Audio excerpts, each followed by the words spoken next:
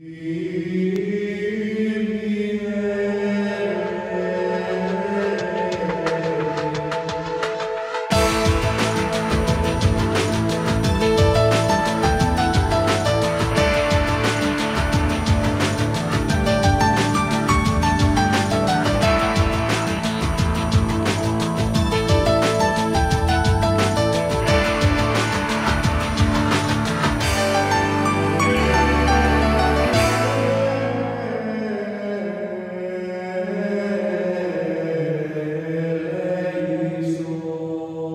evening, and welcome to Sunday Night Prime. I'm glad you're with us, and stick with us. I always say that we have very interesting guests, and we have a very one this evening, and a very heart-moving expression of the care of abandoned children. Abandoned. Right here in the United States, right here in New York, babies abandoned. And I'm very grateful tonight to introduce Tim Jaccard. Tim, nice to see you. As you can see, Tim is a police officer of Nassau County Police Department, right? And you're also the leader of Safe Haven. Yes, Father. So tell me a little bit about, well, tell me about your family. Okay, first, I'm a medical officer with Nassau County Police Department, and I'm what is known as the Safe Haven Coordinator. I'm the only Safe Haven Coordinator in the United States assigned to a police department. And the idea of the Safe Haven program was established to try our best to prevent the death of newborn babies, which is referred to as infanticide. And under the category of infanticide, it is also known as neonaticide. Neonaticide is the killing of a baby within the first 24 hours of birth. And in 1998, I was responding to a call, a baby not breathing, and I found a 6-pound, 4-ounce little baby boy drowned in a toilet bowl in a courthouse in Hempstead with 400 people in the main lobby of the courthouse. This was the catalyst for me to try to stop this from happening. God does strange things with messages, and sometimes he'll give you a negative message which is to be used in a positive way. So after I received this particular call, 2 weeks later I responded to a call, baby not breathing, and I found a little baby girl wrapped up in a plastic bag on the side of a building in Albertson. 2 weeks after that, responded to a baby not breathing, and I found a little baby boy wrapped up in a plastic bag that was buried in a backyard, and it was unearthed by a dog. And 3 weeks after that, responded to a call, and I found a little baby wrapped up in a plastic bag in a recycling bin in a town called Lawrence, Cedarhurst. So with those particular cases, it was devastating for me to be assigned to so many deaths about babies. And it's quite interesting that the Nassau County Police Department has selected a person to do this full-time. Are you the only one in the country? I'm the only Safe Haven Coordinator in the United States, only correct. One. Right. And it all comes from the county executive, Ed Mangano, who was a strong supporter of our program, and also the commissioner of police, which was at the time when helping us get this was Don Kane and also Lawrence Movey.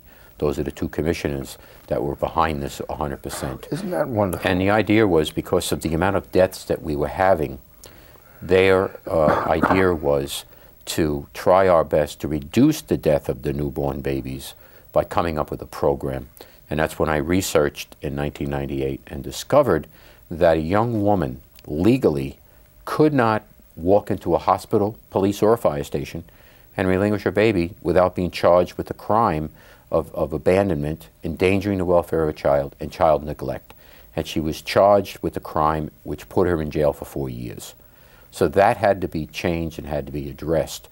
So I sat down and I wrote a bill. I referred to it as the Baby Safe Haven Bill, or then in turn the legislators here in New York State dubbed it the Infant Abandonment Protection Act.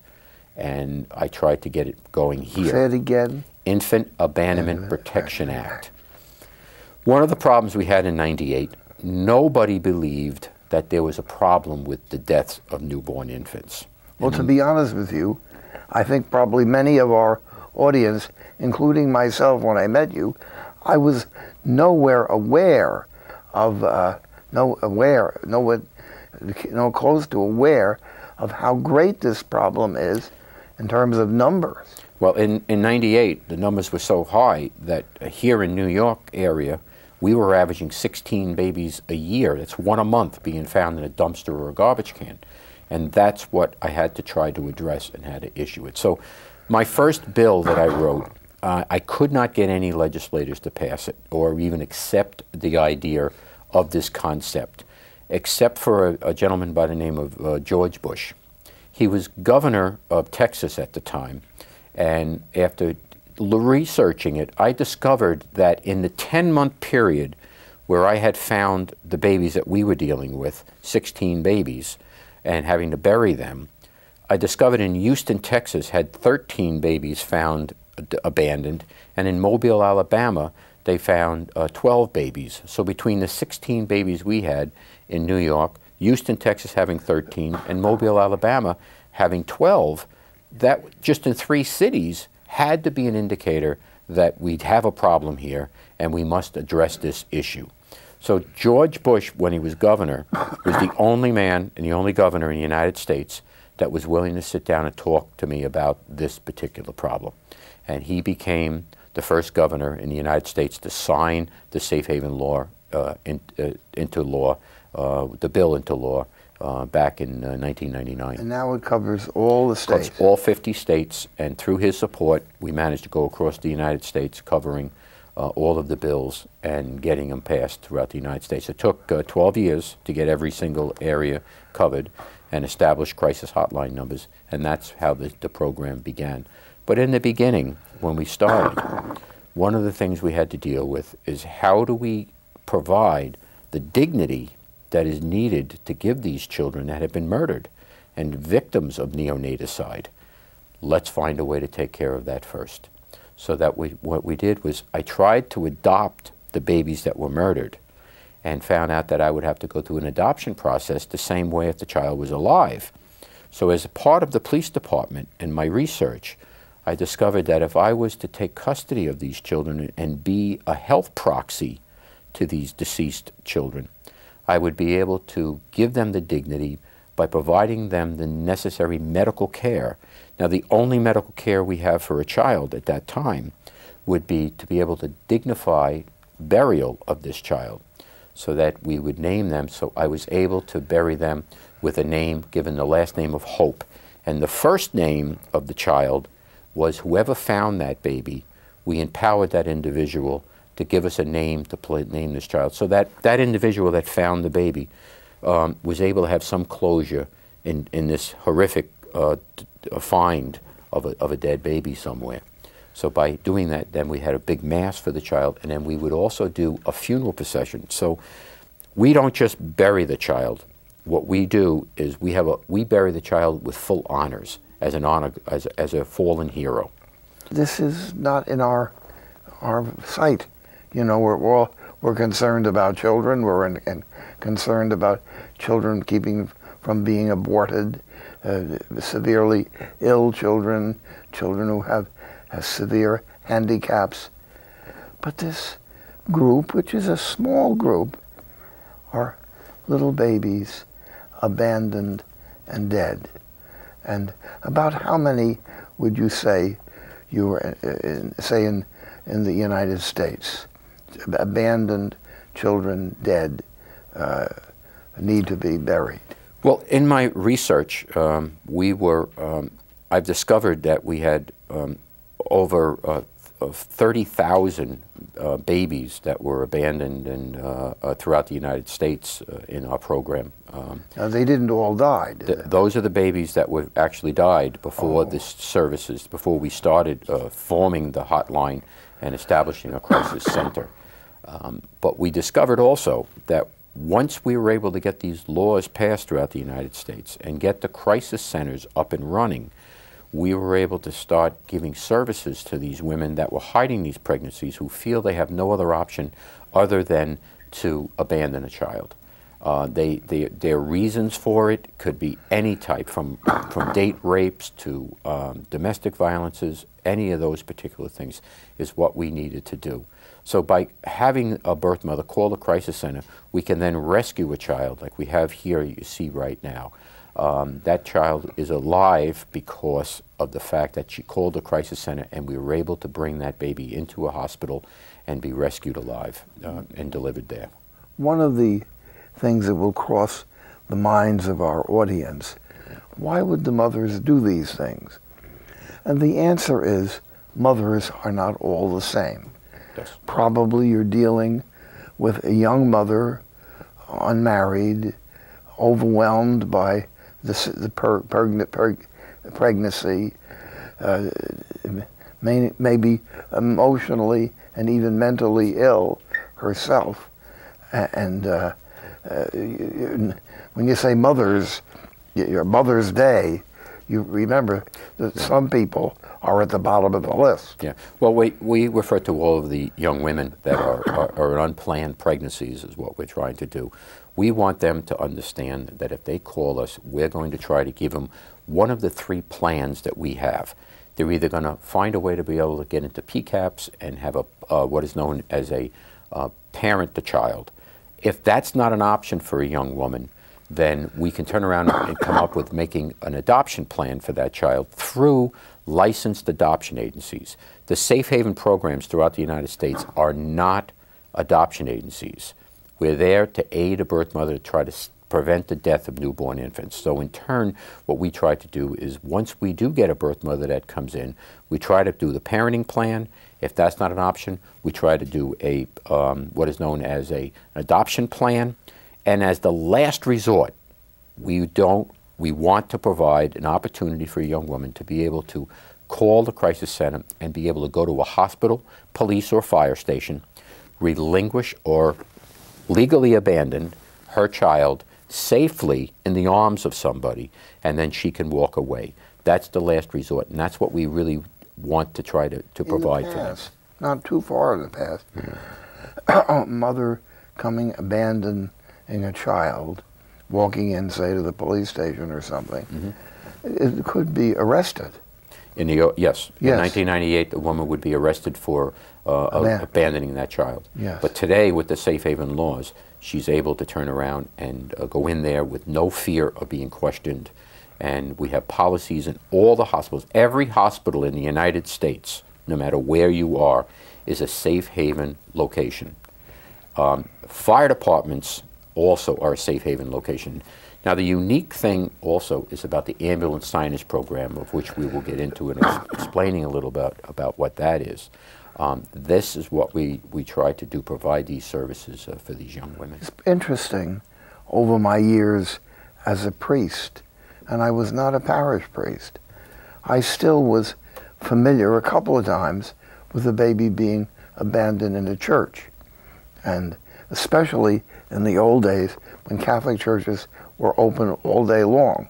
Now, because people break in and do things like that, many Catholic churches are locked, which we never did in the past. And you would find a baby. It's unique that you've said that, because what's happened is while we were passing the safe haven laws, we discovered that we could not list a church or a synagogue as a safe haven location because of the fact that the churches are now locked. So we needed places to be able, a person can go there 24/7 without any questions asked. Right. We've had many children relinquished safely in hospitals. In Brooklyn, we had a baby that was brought to the hospital, left in the church, and the priest came out of the rectory and went over and picked the baby up. We directed her to that church because that was the only location that she was willing to go to relinquish her child. But we were able, through the crisis hotline numbers, make these contacts with them. Well, we're very grateful, Tim, that you've been with us, and I'm sure our audience is hearing what they're hearing, and we got a lot more to say, a whole lot more on this. So, Officer Jaccard, we're very grateful, and we'll be back in a couple of seconds.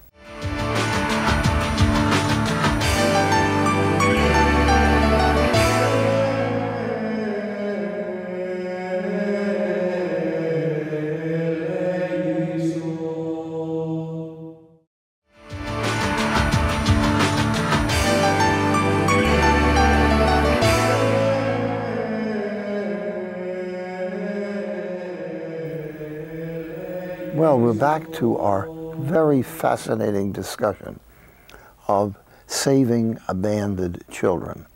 But before we get into it, Tim, I wondered if you could tell me a little bit about the Jaccard family, your family. Okay. My name is Timothy Jaccard, and I'm married, and I have 3 children, and I also have 5 grandchildren. I have a young boy also, my 6th grandchild actually, who is from a young boy that I sponsored from China, and he was brought here into the United States, and he was with us all through school.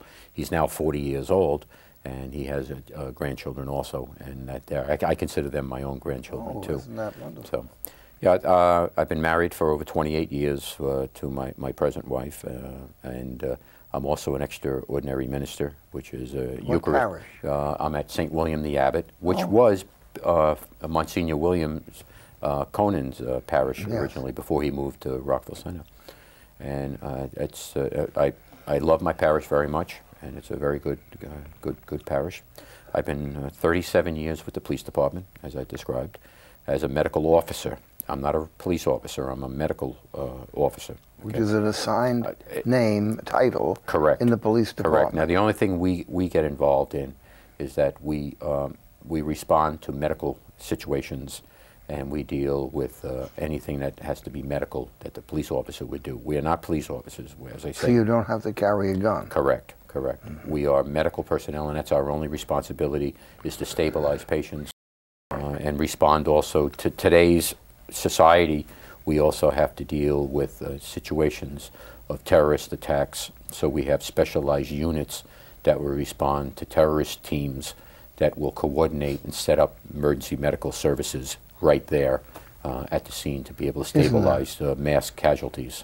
Isn't that amazing that we have to be prepared for this at this time? Correct. The average person doesn't give that any kind of thought at all. Then we have also we have a team that would go out for hostage negotiations, and the SWAT teams, they would have a medical team with them also.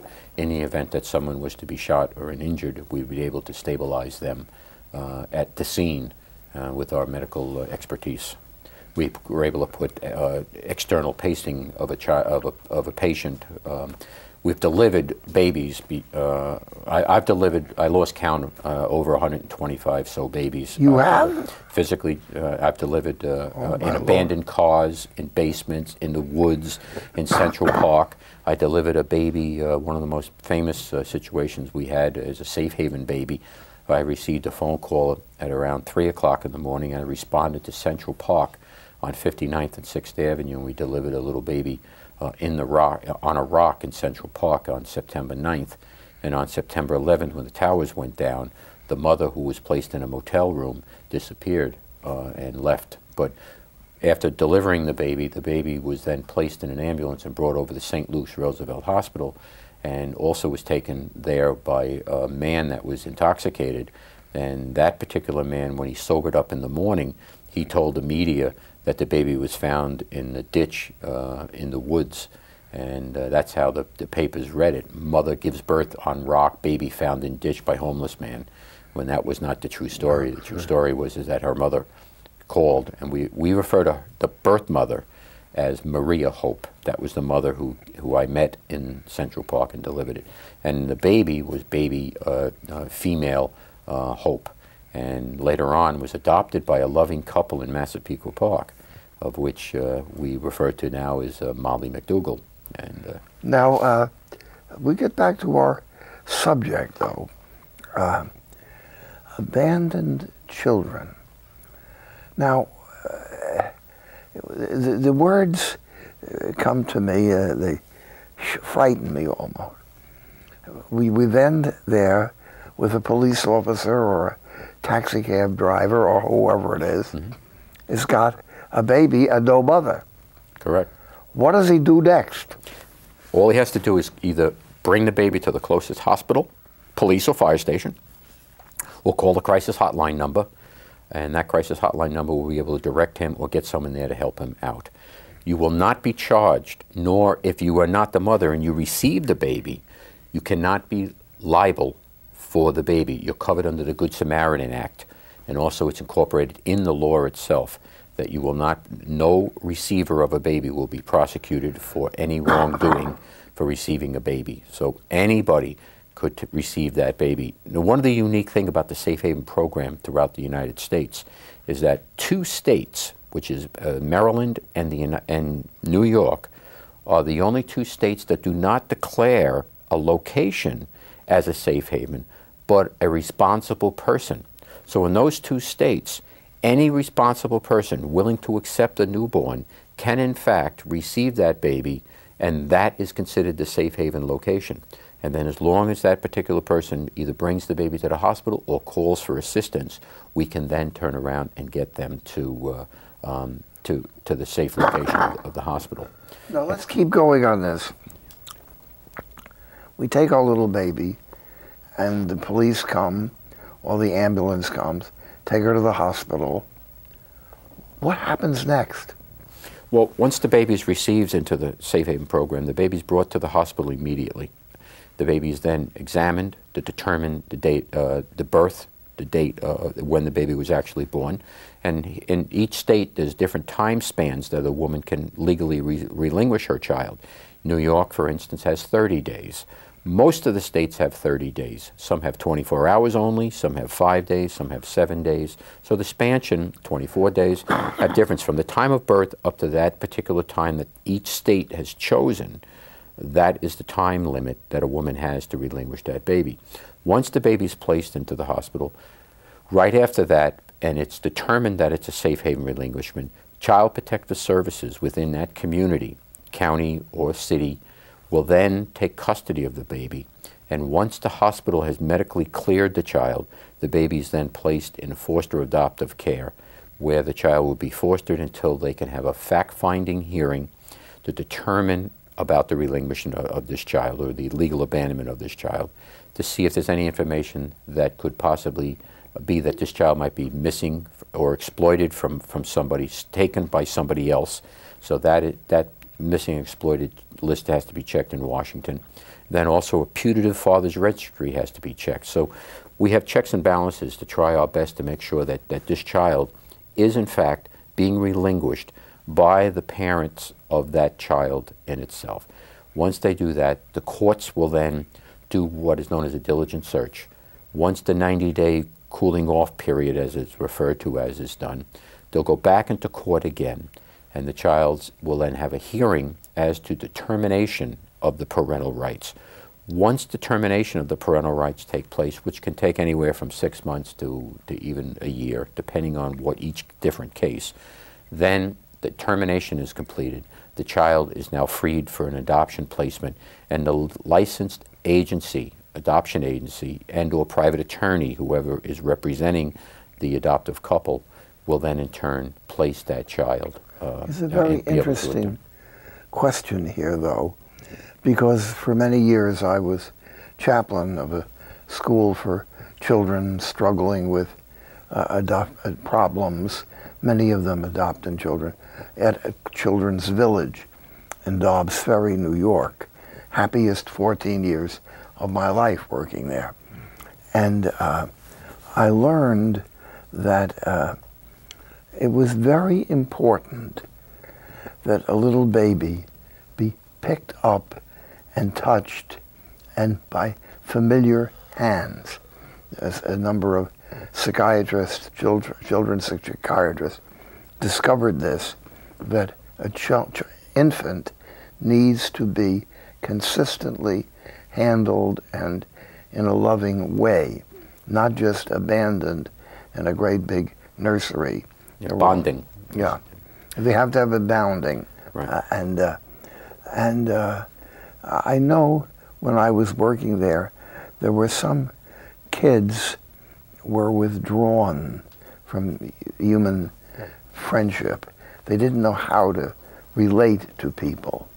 And they, no doubt, were referring to this early life experience. Perhaps when the mother was ill and was not able to adjust themselves to the role of being a mother, or perhaps there was no mother there at all. It's funny you brought that up. The Foundling Hospital Yes. in New York City was one of the major hospitals, which still basically was, all of the Foundling hospitals were basically abandoned back then because of the issues that you discussed. A child should be placed within a loving family, and a child should have some type of nurturing, not placed in a large institution where that type of contact takes place. So that was eliminated. So when we were trying to pass these safe haven laws throughout the United States, that was one of the major questions that at hearings that the legislators would talk to me about. How do we deal with maintaining the psychological balances that are needed for a child to mature and become part of the society without having to reestablish these foundling centers. And that's what they believed was going to happen with the safe haven laws when we first start, that we were going to start placing these children in these large institutions again, which was not the case. The case was, the idea was to try to keep these children alive, get them into what is known as foster adoptive couples. So when a child is placed in those foster adoptive homes, some children are placed in straight foster homes, but in foster adoptive settings, the couple that is fostering this child is nurturing that child, bonding with that child, giving that caressant feelings and that contact and that touch as if it was their own child, knowing that, in fact, that if the birth mother does in fact come back and changes her direction and wants to parent this child, then in turn they were willing to know that the child is going to be going back to the adoptive couple.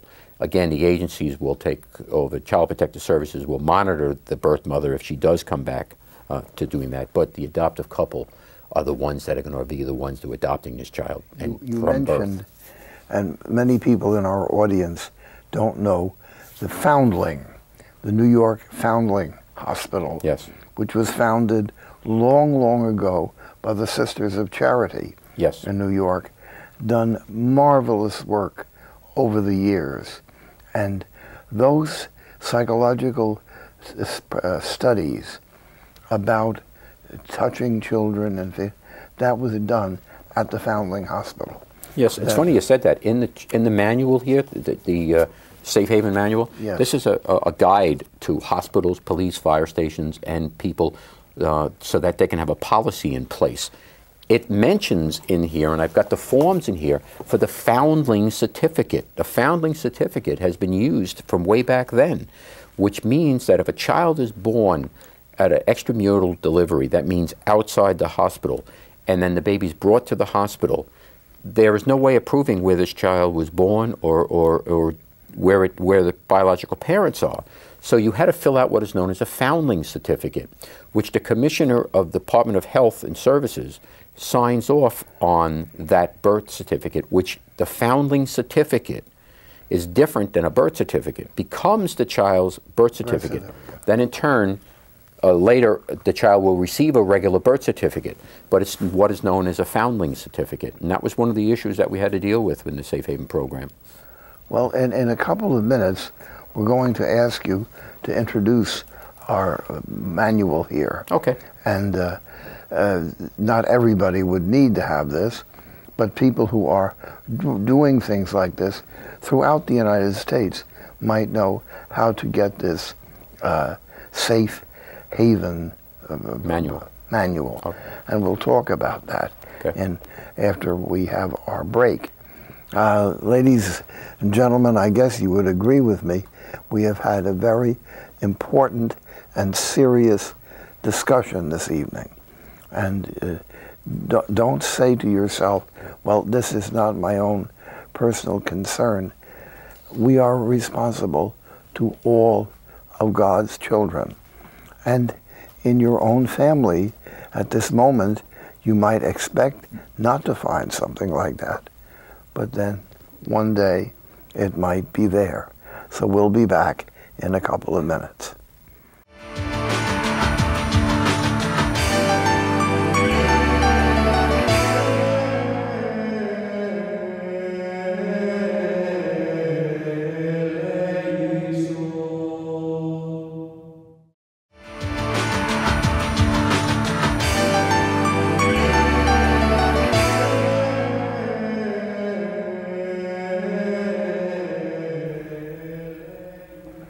Well, this evening we've had an extremely interesting and informative evening, and Tim, I'm very, very grateful. Captain Jaccard, and I wonder if you could tell us a little bit about these pictures. We've been getting a very group of pictures, very good ones, that you had brought to us. What is this little one? Okay, well, first of all, as your last comment was about, you never know if it's going to happen in your family. That's extremely important that they understand that. The picture you're looking at right now is a baby that we received from Staten Island. The little tiny baby on the corner was a newborn. She's only 5 days old in that shot. And she was from a 15-year-old birth mother that came out of her house at 6 o'clock in the morning and handed the baby to one of the officers on Staten Island. And the baby then was brought to St. Vincent's Hospital and was admitted at St. Vincent's Hospital. So 15 years old. She did not want to go to the hospital, refused. All she wanted to do was have this baby handed over, and the baby was adopted by a loving couple, and they sent us this picture that you see here. And the baby's now been fully adopted and is doing just wonderful, and is now about a year and a half old. So. How about these two little fellows? Okay. These two babies, Caitlin and Ryan, are loving little children. Caitlin absolutely is one of my first babies that was adopted, and she is actually is a model, and she was a model for Bed Bath & Beyond in last Christmas catalog. So here they come into this world with mothers terrified about the unplanned pregnancy, and they were adopted. And Ryan also was being seen also in some magazines too as an adoptive. Now they have enough college funds put aside to be able to go on to college with their modeling careers, and they're just loving couples that we had. That's wonderful. So, and one of the sad things that we have also is, as you saw the pictures before, is that we've managed to be able to give the dignity. We gave dignity to these children. These children are going to grow up to be lawyers someday. We don't know. Ryan might be the President of the United States down the road. And many, many children that have been adopted and been abandoned over the years in the past have become extremely well-rounded people and have made changes for society, as we have seen in the past here. Well, having worked for years at Children's Village, I often talk to kids who are, and even adults, who are adopted. And remember, we're all adopted by God through Jesus Christ. That theological concept is that we are adopted into the family of God so that we could be saved. Yes. So we are adopted. So, and through that, what we do is we have an island called the Island of Hope. Oh, tell me about that. Yeah, the Island of Hope is in the early phases of the program, when we were getting it off the ground, was I needed to bury these children with dignity. And as I explained to you, they're buried with honors. They get a full honor guard burial. They are escorted by hearse with 300 people usually attending. We have a 26 motorcycle escort. We have bagpipers, and then they're buried at a place called the Island of Hope, which is at Holyrood Cemetery in Westbury. And they're all in the metropolitan area. All the babies go to this island. And we have 112 children that have been buried there with dignity. But those 112 children that are there were children that became heroes. Because every time we had a funeral, that child has rescued at least one other child alive because of his or her death. Some birth mother out there saw the publicity coverage on the news and in turn called the crisis center, and in turn we were able to save a child's life. So through the death of Thomas and Matthew and all these children that we've buried, they rescued a baby and became a hero. No, That's I didn't quite understand it. How does that happen? How does it works? With the death of this child saves another child.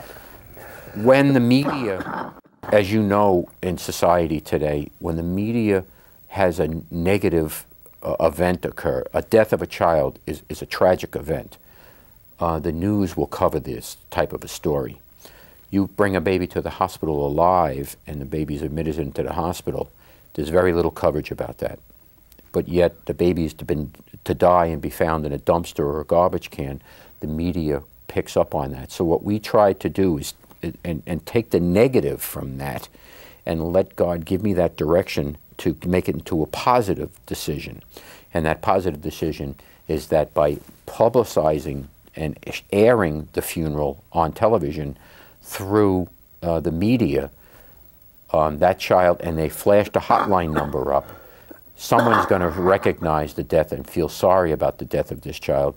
And it might be a woman out there that might need the help to call that number, and in turn, because she saw the funeral, she called, and her baby is alive and saved and brought into the Safe Haven program because of it. So it just might be something that's going to trigger it. To see the baby being carried in a white casket into a church and seeing that, it triggers a mother to say, oh my God, I don't want this to happen to my child.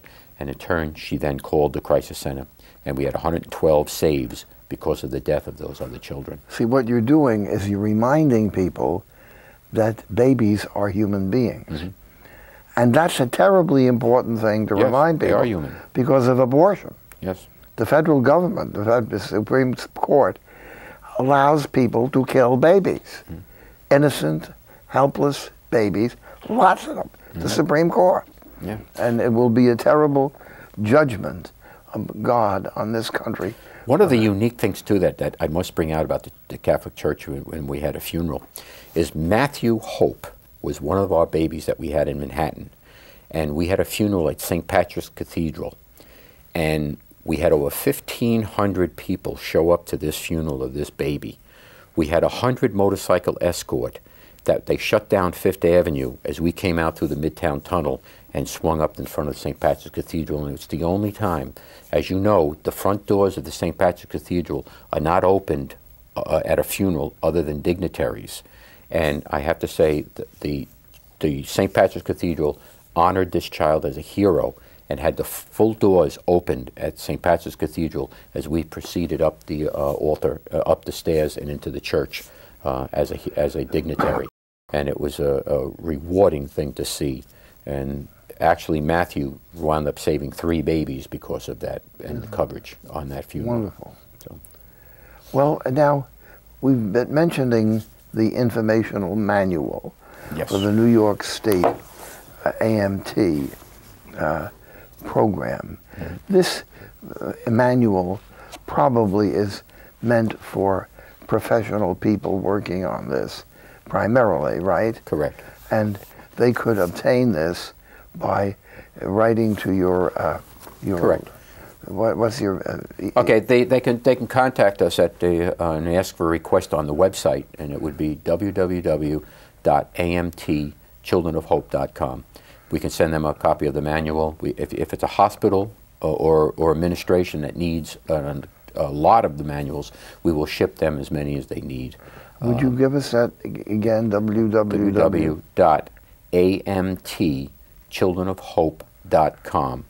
And you'll be able to find it on the website. Contact us with an email at that address. Contact me personally if you want, or you can write a letter and send it to the AMT Children of Hope Foundation at 1490 Franklin Avenue. Also with that, one of the key things that we focus on also is what is known as the ambulance signage program.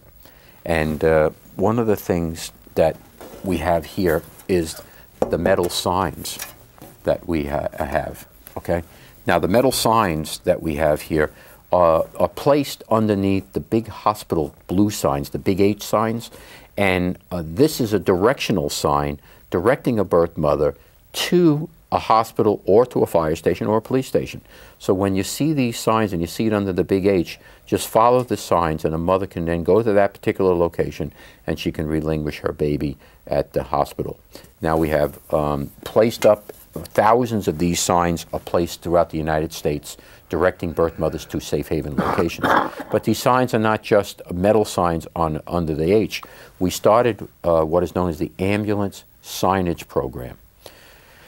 One of the best things that you can do is have a young woman give birth safely in the hospital rather than in her apartment or in her house or someplace else, and then bring the baby to the hospital.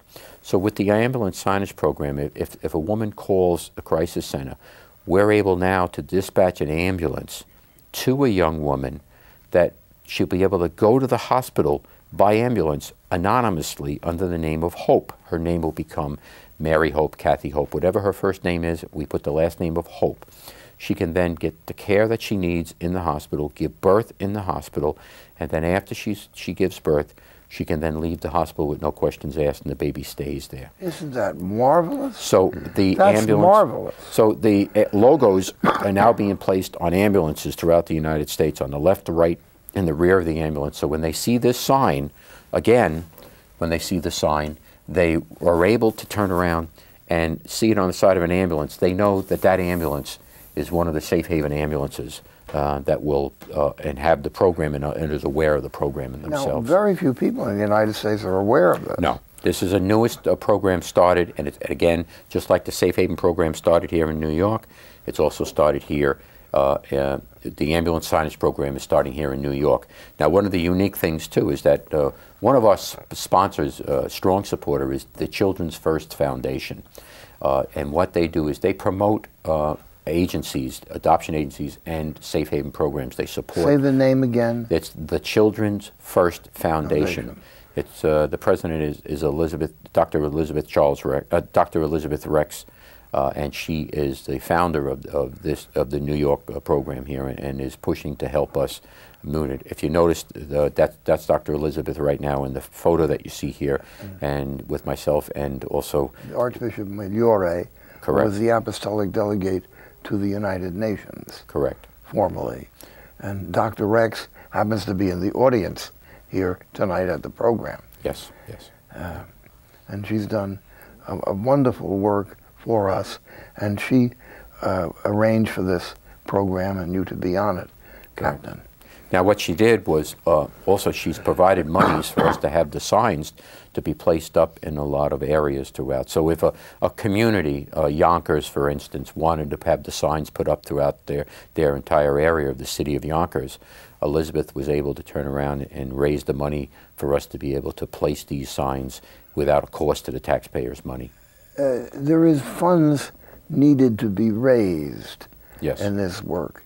Why don't you tell our audience if some of our friends would like to send a check? Okay. Well, when the safe haven programs were established, one of the things that in order for the bill to get passed, it had to have zero tax impact on the residents and on the communities. Nobody wanted to be able to be taxed for this type of a program. So we became what was known as a 501c3, which is a nonprofit organization that operates the safe haven programs throughout the United States. A lot of the programs that are there are all 501c3s. That means that we depend on corporate donations and private donations. Private donations is our key factor there.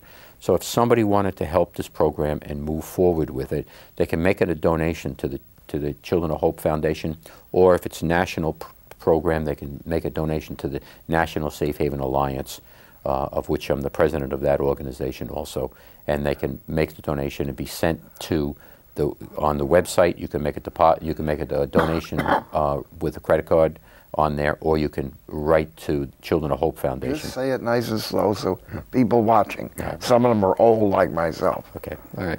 It's referred to as Homo sapien erectus geriatrix? Yes. Okay, we got that. So they can send a check to the Children of Hope Foundation, 1490 Franklin Avenue, Mineola, New York, and zip code is 11501. Or they can go on to the Children of Hope website.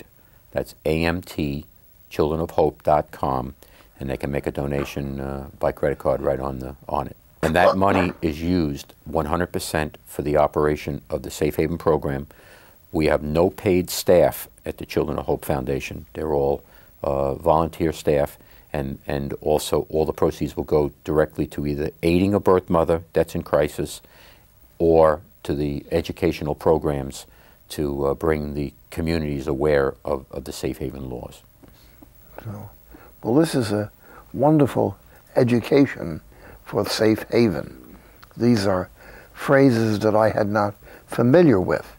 And I think many of our audience did not know safe haven.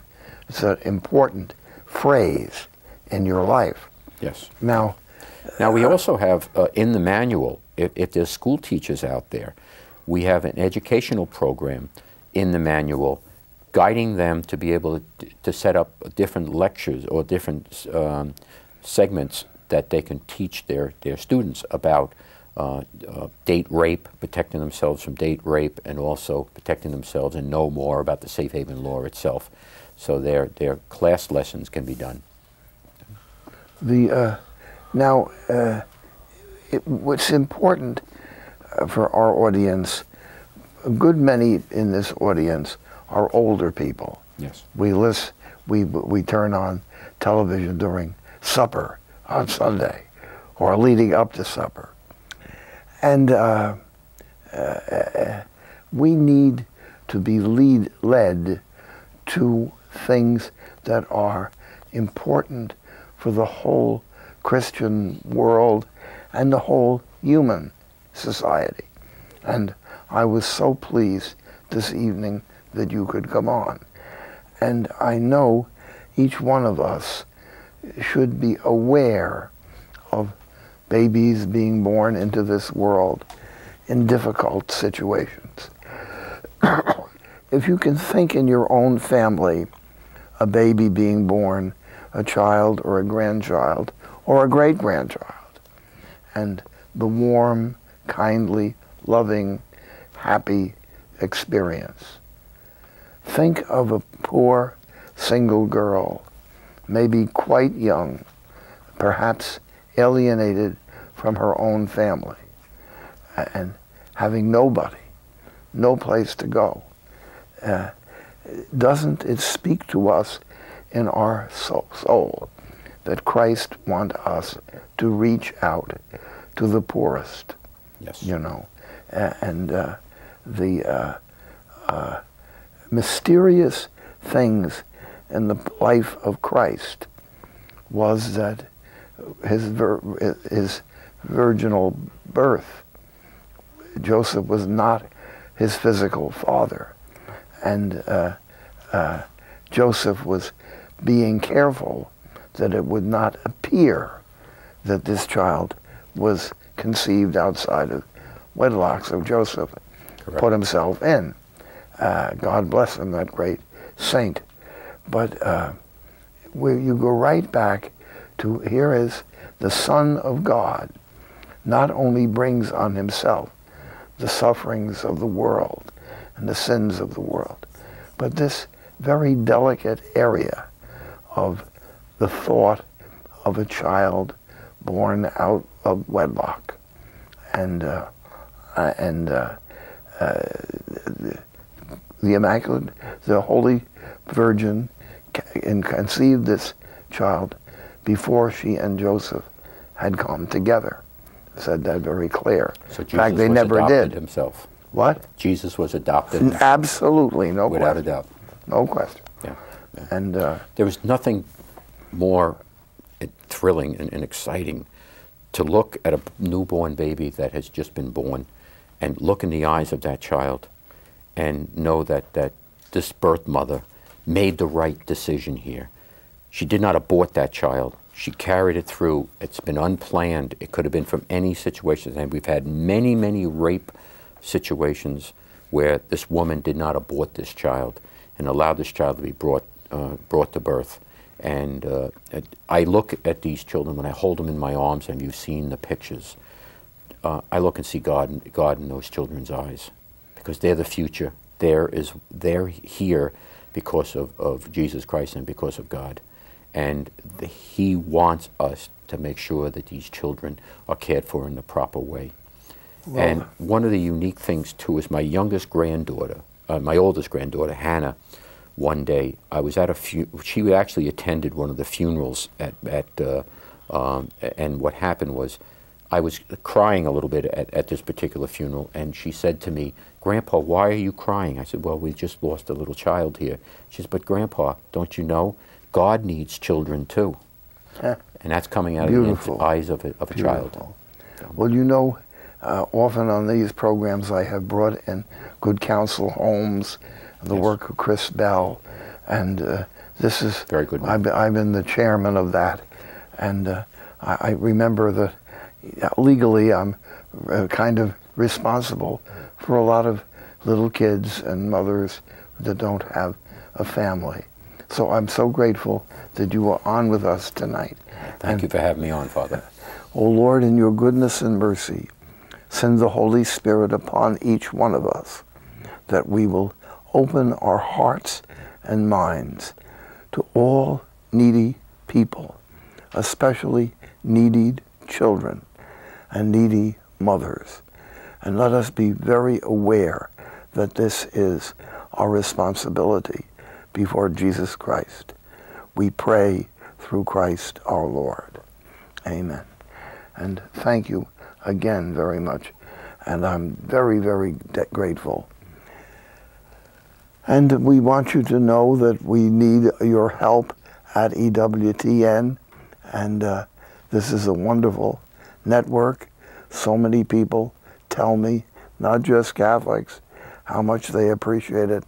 And it can only stay on if you also keep it going. So send a little something to Mother Angelica. I was just visiting her, and I mentioned I'm getting people to say it to keep us on the radio. God bless you and for your family.